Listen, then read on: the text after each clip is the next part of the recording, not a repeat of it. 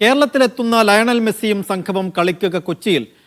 Kaloor Jawaharlal Nehru stadium സജ്ജമാക്കാൻ GCDAക്ക് കായിക വകുപ്പ് നിർദ്ദേശം നൽകി. നവംബറിലാണ് അർജന്റീന ടീം എത്തുക. നിതിൻ സേവ്യർ വിശദാംശങ്ങൾ. നിതിൻ, നേരത്തെ കാര്യവട്ടത്തെത്തുമെന്നായിരുന്നു ആദ്യഘട്ടത്തിലുള്ള അറിയിപ്പ്. ഇപ്പോൾ കൊച്ചിയിലേക്ക് മാറ്റുന്നതിൽ ഒരു സ്ഥിരീകരണം വന്നിട്ടുണ്ടോ? കലൂർ സ്റ്റേഡിയം അധികൃതരും ഇത് സ്ഥിരീകരിക്കുന്നുണ്ടോ?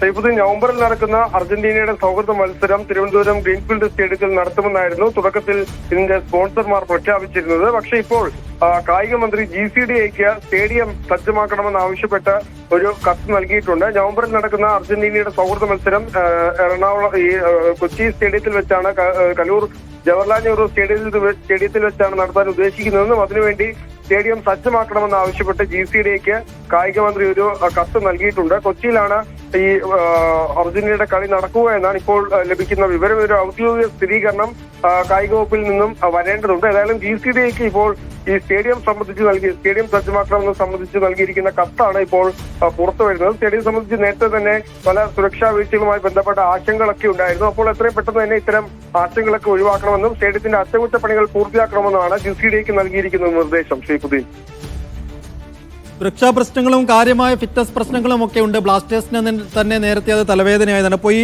ചുരുങ്ങിയ ഈ ഷോർട്ട് ടേം പീരീഡിൽ അതിന്റെ സുരക്ഷാ പ്രശ്നങ്ങളൊക്കെ മറികടക്കാൻ കഴിയുമെന്നൊരു പ്രതീക്ഷയുണ്ടോ നിതിൻ?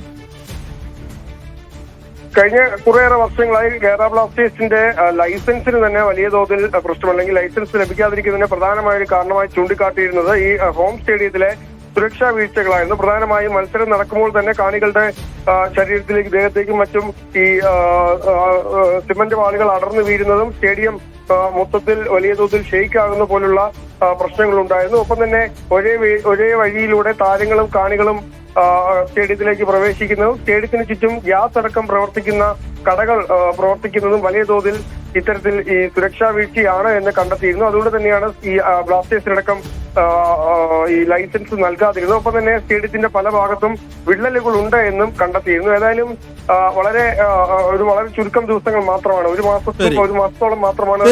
എന്തായാലും വലിയ അനിശ്ചിതത്വം അർജന്റീന ടീമിന്റെ വരവുമായി ഇപ്പോഴും ബാക്കിയാകുന്നു എന്നുള്ളതാണ്. സ്പോൺസർമാർ നേരത്തെ പറഞ്ഞിരുന്നത് കളി നടക്കുക തിരുവനന്തപുരം കാര്യവട്ടം ഗ്രീൻഫീൽഡ് സ്റ്റേഡിയത്തിലാണെന്നാണ്. പക്ഷേ എന്തുകൊണ്ട് കാര്യവട്ടത്തെ കളി നടത്താതെ വീണ്ടും കൊച്ചിയിലേക്ക് കൊണ്ടുവന്നു? കൊച്ചിയിൽ കളി നടക്കുമോ എന്ന കാര്യങ്ങളിലൊക്കെ ഇനിയും വ്യക്തത വരണം.